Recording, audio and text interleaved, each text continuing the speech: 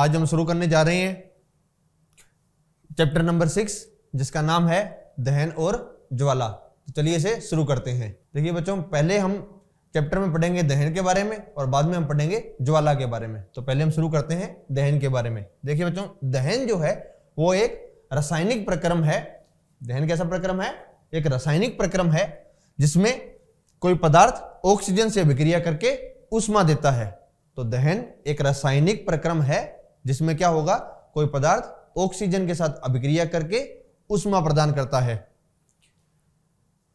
जिस पदार्थ का दहन होता है उसे हम दाह्य कहते हैं और इसे हम ईंधन भी कहते हैं। जिस पदार्थ का दहन होता है उसे क्या कहते हैं?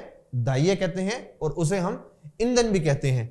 यह दाह्य या ईंधन जो है वो ठोस, द्रव या गैस हो सकता है।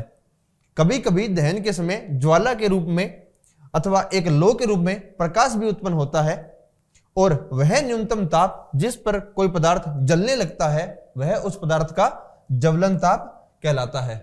तो यह था कुछ दहन के बारे में, जिसमें हमने देखा कि दहन क्या होता है और दहन होने के लिए किसकी आवश्यकता होती है? ऑक्सीजन की। बिना ऑक्सीजन के दहन जो है वो नहीं हो पाता है। जैसे इसको आप एक प्रयोग के माध्यम से भी समझ सकते हैं। जैसे हम एक मोमबत्ती को जब जलाते हैं और कुछ समय बाद मोमबत्ती के ऊपर जब हम कोई गिलास रख देते हैं उल्टा, तो उसके ऊपर क्या होगा, जब कुछ समय के बाद में हम देखेंगे कि जो मोमबत्ती जो है वो जलना बंद कर देती है। तो उसका कारण क्या होता है? उसका कारण यही होता है कि मोमबत्ती को जब तक उसको ऑक्सीजन मिलती रहती है तब तक दहन की प्रक्रिया चलेगी और जैसे ही हम उसके ऊपर गिलास रख देते हैं और कुछ समय बाद जब उसमें ऑक्सीजन खत्म हो जाती है तब क्या होती है? मोमबत्ती बुझ जाती है, अर्थात दहन की प्रक्रिया रुक जाती है। तो दहन होने के लिए किसकी आवश्यकता पड़ती है? ऑक्सीजन की। और दहन जो होता है वो क्या होता है? एक रासायनिक प्रक्रम होता है। और कोई वस्तु जो होती है, जिस ताप पर कोई वस्तु जलती है उसको क्या कहते हैं? उस वस्तु का ज्वलन ताप कहते हैं। ज्वलन ताप को भी हम समझ सकते हैं कि जैसे हमने देखा कि पेट्रोल, डीजल, केरोसिन, इन सब के जो ज्वलन ताप जो होते हैं, मतलब ये जो वस्तुएं, जो ये जितने भी पदार्थ जो हैं, पेट्रोल, डीजल वगैरह, ये बहुत कम तापमान के ऊपर जलना शुरू हो जाते हैं, अर्थात इनका ज्वलन ताप कम है, तो इनको हम बोलेंगे अत्यधिक ज्वलनशील पदार्थ। तो ये था ज्वलन ताप के बारे में और दहन के बारे में। आगे बढ़ते हैं। आगे देखिए बच्चों, आपको माचिस के बारे में बताया गया है कि माचिस का विकास जो है वो किस प्रकार से हुआ और माचिस को बनाने के लिए कौन कौन से यौगिकों का प्रयोग किया जाता है, तो वो आपको बताया गया है। तो माचिस का विकास जो है वो लगभग 200 वर्ष पूर्व हुआ था और माचिस के अंदर 3 मुख्य यौगिक होते हैं। कौन कौन से? एंटीमनी ट्राइसल्फाइड, पोटेशियम क्लोरेट और श्वेत फास्फोरस। तो ये मुख्य रूप से 3 यौगिक पाए जाते हैं माचिस के अंदर। लेकिन वर्तमान के अंदर हम इस श्वेत फास्फोरस की जगह हम वर्तमान में लाल फास्फोरस का उपयोग करते हैं। क्यों? क्योंकि जो श्वेत फास्फोरस जो था वो मनुष्य के लिए बहुत हानिकारक है। तो जब माचिस का निर्माण कारखानों में जब किया जाता था तब श्वेत फास्फोरस वहां काम करने वाले जितने भी मजदूर होते थे उनके लिए बहुत ज्यादा हानिकारक था, उनके स्वास्थ्य के लिए। उसके बाद जब लोग माचिस को यूज करते हैं, डायरेक्ट संपर्क में आते हैं श्वेत फास्फोरस के, तो वो बहुत ज्यादा हानिकारक था। तो अब वर्तमान में जो है उसकी जगह श्वेत फास्फोरस की जगह लाल फास्फोरस का उपयोग किया जाता है। और जैसे ही माचिस को जब तिल्ली को जब माचिस के ऊपर रगड़ा जाता है तो जो लाल फास्फोरस जो होता है वो सफेद फास्फोरस में परिवर्तित हो जाता है। तो इस प्रकार से माचिस जो है उसमें मुख्य रूप से 3 प्रकार के यौगिक होते हैं, एंटीमनी ट्राइसल्फाइड, पोटेशियम क्लोरेट और श्वेत फास्फोरस। और वर्तमान में श्वेत फास्फोरस की जगह कौन से फास्फोरस का उपयोग किया जाता है? लाल फास्फोरस का। आगे देखते हैं। आगे देखिए बच्चों, जब कब आग लग जाती है तो आग पर नियंत्रण जो है वो किस प्रकार से किया जाता है? देखिए बच्चों, आग लगते ही सबसे पहला तो ये होता है कि जो प्राथमिक रूप से आग को किसी पानी द्वारा या मिट्टी द्वारा बुझाने का प्रयास किया जाता है। लेकिन मिट्टी द्वारा या पानी द्वारा बुझाने का जो प्रयास जो है हर जगह संभव नहीं हो पाता। जब कभी तेल या किसी गैस में जब कोई आग जब लग जाती है तो उसको डायरेक्ट पानी द्वारा नहीं बुझाया जा सकता। उसके लिए हम कार्बन डाइऑक्साइड गैस के सिलेंडर जो होते हैं उनका उपयोग करते हैं। क्यों करते हैं और पानी द्वारा क्यों नहीं बुझाया जा सकता? उसका कारण यह है कि जब तेल में जब कोई आग जब लगती है और उसके ऊपर जब हम पानी डालते हैं तो तेल और पानी जो है एक दूसरे में घुलते नहीं हैं, उन दोनों की अलग अलग परतें बन जाती हैं और जो पानी जो होता है वो नीचे बैठ जाता है और तेल जो है ऊपर जलता रहता है। तो तेलीय पदार्थ या गैस वाली जगह कोई आग लगेगी तो उस जगह हमेशा कौन से गैस का उपयोग किया जाएगा? कार्बन डाइऑक्साइड गैस का उपयोग किया जाता है आग को बुझाने के लिए। तो इस प्रकार से जो है आग पर नियंत्रण पाया जाता है। आगे देखते हैं दहन के प्रकार, कि दहन जो है वो किस किस प्रकार का हो सकता है। देखिए बच्चों, यहां कुछ दहन के सामान्य प्रकार आपको कुछ बताए गए हैं। जैसे पहला इसमें बताया गया आपको स्वतः दहन के बारे में, कि स्वतः दहन क्या होता है। स्वतः दहन के बारे में आपको मैं एक उदाहरण के माध्यम से बताऊं तो जो सफेद जो फास्फोरस जो होता है, फास्फोरस को जब हम पानी में रखते हैं और कमरे के ताप पर जब फास्फोरस को पानी में जब हम रखेंगे तो कुछ समय बाद जो है फास्फोरस जलना शुरू हो जाता है कमरे के ताप पर ही स्वतः। तो ऐसा जो पदार्थ जो होगा, ऐसा जो दहन जो होगा उसे हम कहेंगे स्वतः दहन। तो स्वतः दहन में क्या हुआ, जिस प्रकार से फास्फोरस के अंदर पानी में रखते ही वह कमरे के ताप पर स्वतः ही जलना शुरू हो जाता है, तो इस प्रकार का दहन क्या कहलाएगा? स्वतः दहन। एक और दहन हो सकता है कि जैसे कि जब पटाखे जो होते हैं उनका जब दहन किया जाता है, उनको जब जलाया जाता है तो उस समय क्या होता है कि पटाखे जो होते हैं वो एक विस्फोट के साथ जलते हैं। तो इस प्रकार का दहन जो होगा उसको हम बोलेंगे विस्फोटक दहन। तो दहन जो है उसके कई सारे प्रकार हो सकते हैं, जिसमें से हमने स्वतः दहन और विस्फोटक दहन के बारे में हमने देखा है इसके अंदर। आगे देखते हैं बच्चों, तो यह था दहन के बारे में। और अब हम देखेंगे कुछ ज्वाला के बारे में। ज्वाला जो है वो क्या होती है? दहन के समय जो पदार्थ वाष्पित होते हैं वह ज्वाला का निर्माण करते हैं।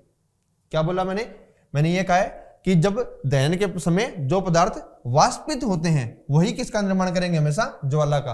अर्थात जिन पदार्थों से किसी प्रकार की वाष्पित जो पदार्थ नहीं होंगे उनसे ज्वाला का निर्माण नहीं हो सकता। उदाहरण के लिए मिट्टी का तेल पिघली हुई मोमबत्ती के साथ ऊपर उठते हुए और दहन वाष्पित होकर ज्वाला का निर्माण करता है। तो इसमें बताया गया जैसे मिट्टी का तेल और जो मोमबत्ती जो होती है वो ऐसे पदार्थ हैं जो वाष्पित हो सकते हैं। तो ये वाष्पित हो सकते हैं तो इनसे ज्वाला का निर्माण हो सकता है। लेकिन इसके विपरीत जब लकड़ी का कोयला जो है वो वाष्पित नहीं होता तो यह ज्वाला का निर्माण नहीं कर सकता। तो ज्वाला का निर्माण होने के लिए हमेशा ऐसे ही पदार्थ होंगे जो पदार्थ वाष्पित हो सकते हैं। जैसे बताया गया कि मिट्टी का तेल और मोमबत्ती जो है वो वाष्पित हो सकते हैं तो वो ज्वाला का निर्माण करेंगे, लेकिन जो कोयला जो है लकड़ी का वो वाष्पित नहीं हो सकता तो वो ज्वाला का निर्माण नहीं करेगा। अगले चित्र के अंदर आपको बताया गया है कि जो ज्वाला जो होती है वो किस रूप में होती है। देखिए बच्चों, ज्वाला जो होती है उसके मुख्य रूप से 3 परतें पाई जाती हैं ज्वाला के अंदर। ज्वाला की जो सबसे बाहरी परत जो होती है वो सबसे गर्म होती है, अर्थात सबसे बाहरी परत का जो तापमान जो होता है वो सबसे अधिक होता है। और ये जो सबसे बाहरी परत जो होती है इसका पूर्ण दहन हो जाता है। और इसका रंग कैसा होता है? इसका रंग होता है नीला। तो सबसे बाहरी परत जो होती है ज्वाला, उसका तापमान सबसे अधिक होगा और उसका रंग कैसा होगा? नीला होगा। सबसे आंतरिक परत जो होती है वो हल्के काले रंग की होती है और उसका तापमान जो होता है पूरी ज्वाला के अंदर सबसे कम होता है। और एक होता है मध्य भाग जो ज्वाला का सबसे बाहरी भाग और सबसे आंतरिक भाग के मध्य जो होता है वो होता है मध्य भाग। और मध्य भाग जो होता है उसका रंग कैसा होता है? उसका रंग होता है पीला और उसका तापमान सबसे बाहरी परत और सबसे आंतरिक परत के मध्य का होता है। अर्थात तापमान ना तो सबसे अधिक होता है ना ही तापमान सबसे कम होता है। तो इस प्रकार से ज्वाला जो होती है उसके कुल ज्वाला को कितने भागों में बांट सकते हैं? 3 भागों में। सबसे बाहरी परत, उसके बाद में मध्यम परत और सबसे आंतरिक परत। सबसे बाहरी परत जो होगी उसका रंग कैसा होगा? नीला। आंतरिक परत जो होगी, सबसे आंतरिक परत जो होगी उसका रंग होगा कैसा? हल्का काले रंग का होता है। और उसका तापमान क्या होगा? सबसे पूरी ज्वाला में सबसे कम तापमान सबसे आंतरिक परत का। और जो मध्य परत जो है उसका रंग होता है पीला और उसका जो तापमान जो होता है वो सबसे बाहरी परत और सबसे आंतरिक परत के मध्य होता है। आगे बढ़ते हैं बच्चों, ईंधन क्या है? जैसा कि हमने पहले देखा भी कि जिस पदार्थ का दहन होता है उस पदार्थ को हम क्या बोलते हैं? दाह्य या ईंधन कहते हैं।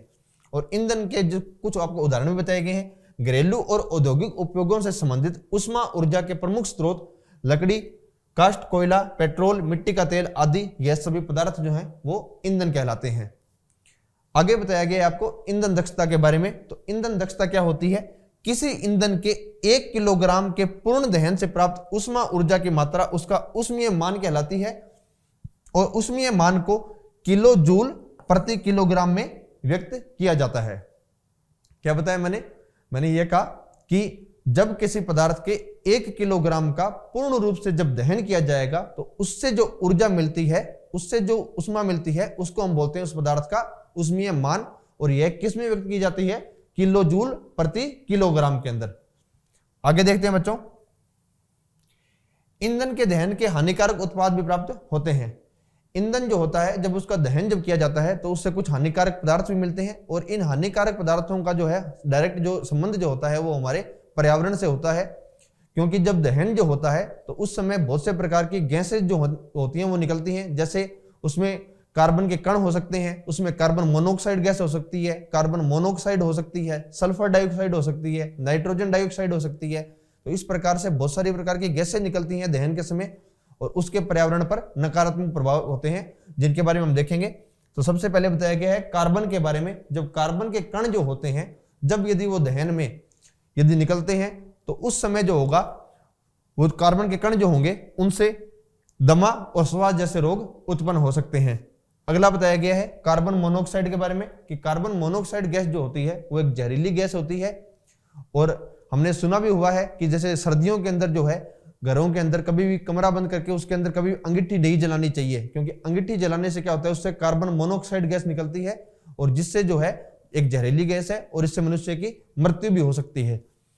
तो ये थे इसके कार्बन और कार्बन मोनोऑक्साइड। आगे देखते हैं बच्चों कार्बन डाइऑक्साइड गैस के बारे में कि कार्बन डाइऑक्साइड गैस जो होती है वो एक प्राकृतिक घटना है जिसका नाम है ग्लोबल वार्मिंग। इसके लिए मुख्य रूप से उत्तरदायी गैस होती है कि कार्बन डाइऑक्साइड गैस जो होती है वो क्या काम करती है, ग्लोबल वार्मिंग की घटना जो है इसको बढ़ाने का कार्य करती है। तो ये है कार्बन डाइऑक्साइड गैस के कारण अधिकांश ईंधनों के दहन से पर्यावरण में कार्बन डाइऑक्साइड गैस निकलती है।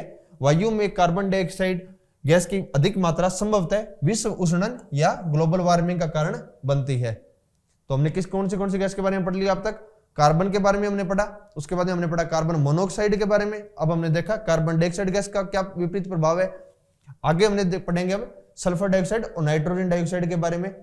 इसका यह है कि जब पेट्रोल और डीजल जो होते हैं जब इनका दहन किया जाता है तो इनसे सल्फर डाइऑक्साइड और नाइट्रोजन डाइऑक्साइड गैसें निकलती हैं और ये सल्फर डाइऑक्साइड और नाइट्रोजन डाइऑक्साइड जो गैस जो होती है ये अम्लीय वर्षा का कारण बनती हैं।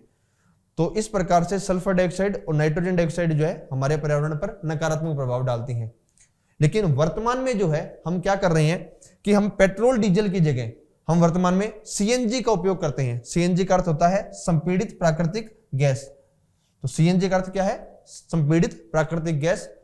वर्तमान में हम पेट्रोल डीजल की जगह सीएनजी का उपयोग कर रहे हैं, क्योंकि सीएनजी जो होता है उससे सल्फर डाइऑक्साइड और नाइट्रोजन डाइऑक्साइड जो है ये बहुत कम मात्रा में निकलता है और यदि ये कम मात्रा में होगा तो अम्लीय वर्षा जैसी घटनाएं जो हैं इनको हम कम कर सकते हैं। तो वर्तमान के अंदर पेट्रोल डीजल जो है उसके जगह किसके उपयोग को बढ़ाया जा रहा है? सीएनजी के उपयोग को। और क्यों बढ़ाया जा रहा है इसके बारे में भी हमने देखा इसके अंदर। तो बच्चों ये था आपका चैप्टर जिसका नाम था दहन और ज्वाला, जिसमें हमने पहले पढ़ा कि दहन क्या होता है, दहन के कुछ प्रकार देखे, दहन के बारे में हमने देखा कि दहन कैसे संभव होता है, किस प्रकार से रासायनिक प्रक्रम है। उसके बाद में हमने ज्वाला के बारे में पढ़ा कि ज्वाला जो होती है वो क्या होती है, ज्वाला के कौन कौन से उसके अंदर एक ज्वाला जो होगी तो उसके कौन आंतरिक भाग होगा, मध्य भाग होगा, बाहरी भाग होगा, इसके बारे में हमने देखा। और ईंधन जो होता है उसके बारे में पढ़ा, ईंधन के दहन से पर्यावरण पर क्या क्या कुछ नकारात्मक प्रभाव हो सकते हैं वो सब हमने इसमें देखे। तो चलिए बच्चों मिलते हैं हम नेक्स्ट चैप्टर में। Thank you.